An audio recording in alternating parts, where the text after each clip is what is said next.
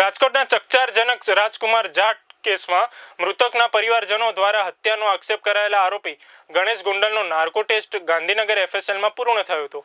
હવે સૌની નજર કોર્ટમાં રજૂ થનારા રિપોર્ટ પર ટકેલી છે।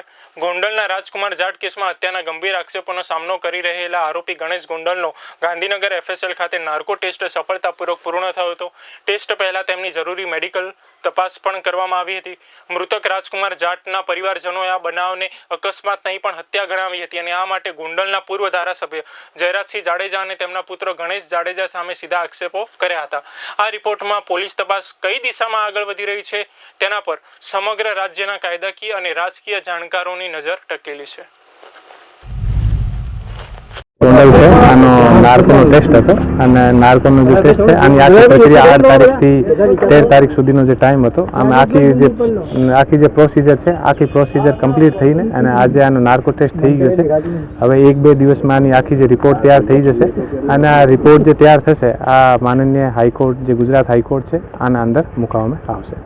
આ એક એફએસએલ જે ઓફિસર હોય છે આના પોતાના રીતે બધા જે કેસ છે આની સ્ટડી કરીને અને આને આધારિત એ લોકો પસંદ તૈયાર કરતા હોય છે અને અમે જે આઈઓ અને જે પોલીસ ઓફિસર હોય છે આ સમયે અમે કોઈ પણ પાસે નથી રહેતા અને આનો એક આખો જે પ્રોટોકોલ હોય છે અને આ પ્રોટોકોલને તહેત એ લોકો બધા કરતા હોય છે અને પ્રોટોકોલ આધારિત કરીને અને એ લોકો અમને પછી આનો જે કન્ક્લુઝન છે એ આપવાના હોય છે અને આ કન્ક્લુઝન આધારિત અમે લોકો હાઈકોર્ટમાં રિપોર્ટ કરીશું।